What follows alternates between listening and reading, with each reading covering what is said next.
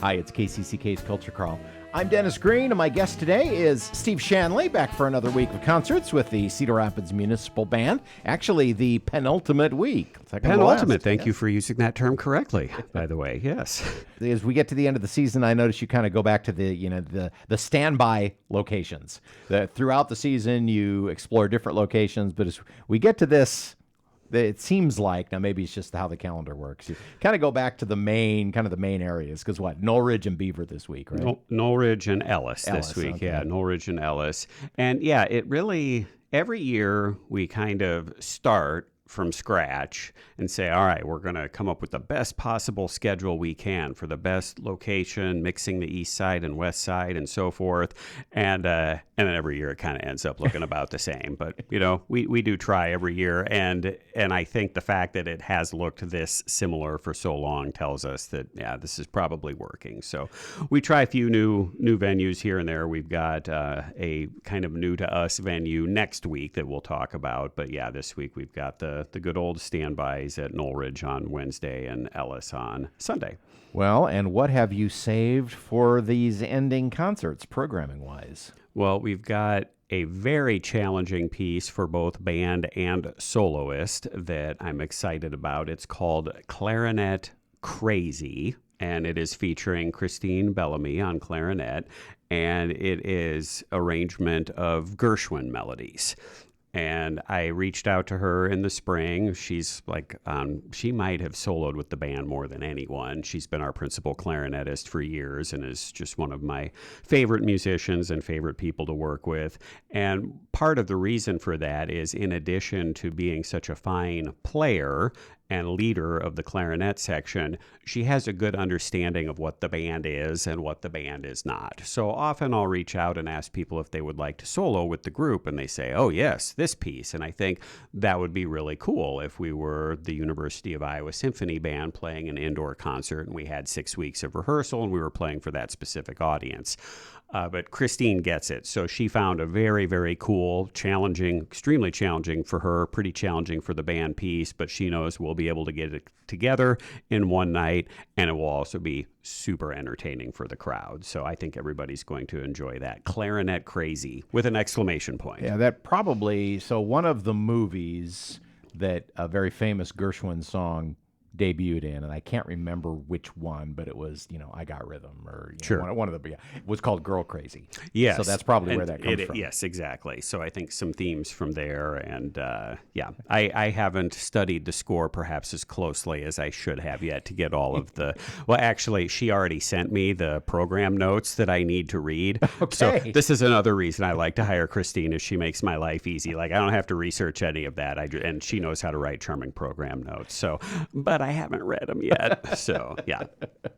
So anyway, we've got that, and then also a Glenn Miller medley. Haven't done that in a couple of years, and that's fun because that features Christine again on clarinet, and then our saxophones, a couple of altos and a couple of tenors on that. So a little bit different sound and a little bit more classic jazz, big band jazz sound that listeners might enjoy. We've got a little tribute to Broadway, opening night on Broadway, a new to us medley of some Broadway themes, which has Springtime for Hitler in it, which I have never been able to conduct as long as I've been with the band. So, I was looking through the catalog this spring of some medleys. I'm like, do we really need another Broadway medley? And I'm looking through, and it's like, oh, well, we got Mel Brooks. Yeah, we definitely need that one. So exciting about that as well. The Avengers theme, awesome Alan Silvestri music right there. Everybody's going to love that. And then the opening of the concert is a piece by Claude Smith, who was a longtime, very famous among us band conductors. He wrote lots of pieces for educational, for high school and middle school concert band. And he wrote a piece called Flight, which was dedicated to the Air and Space Museum. And evidently, the music that, at least at the time, I'm not sure if that's still the case, that was playing regularly was Canon in D. And so he used that as sort of the basis for this big, boisterous fanfare, think military band style fanfare, but with canon and D. So that's going to open our concert. And then a John Philip Sousa march that I am betting most people don't know. It's a fugue on Yankee Doodle.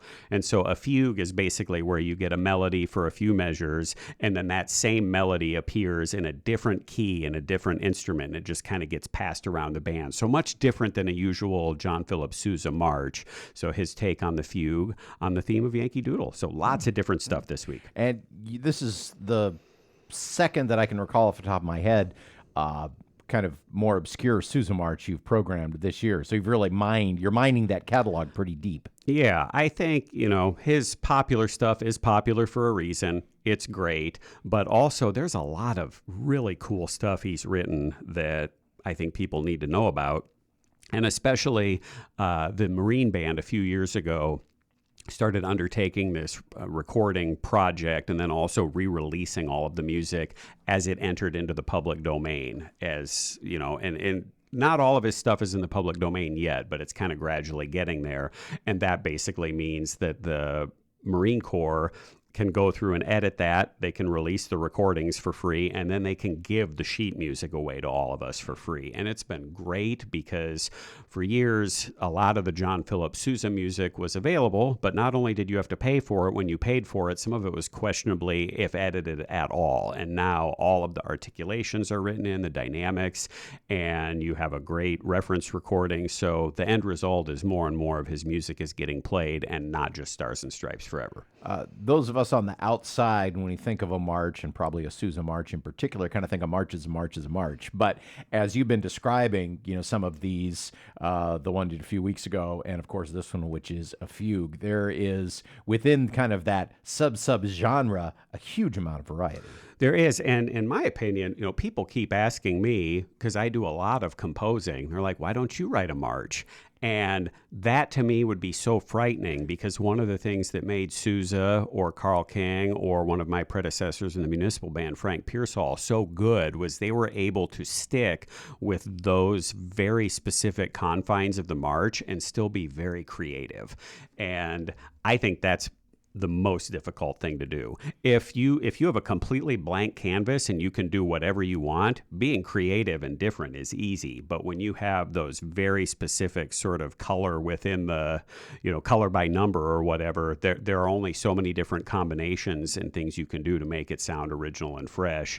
And it's sort of like, well, what am I going to do that Sousa or King or Frank didn't already do? That's the difference between writing a poem in free verse and writing a haiku. Yes. Even though it's much shorter, it's much more difficult. Exactly. The rules make it much harder to explore the creative side of things. Second to last week of the municipal band season, Noelridge Park and Ellis Park, Wednesday and Sunday. And as always, you can attend in person or watch the live stream on Facebook. Yep, check out the live stream. So yeah, we've got very active Facebook. Rob Klein does a wonderful job with that. Jeff Schmott does a great job posting a lot of photos up there. So check us out there. That's got our concert schedule and locations. And if you do not wish to support the Meta Empire, you can just go to our website at crmuniband.org and get a lot of the same info. All right, we'll talk to you next week one more time. Thanks, Dennis.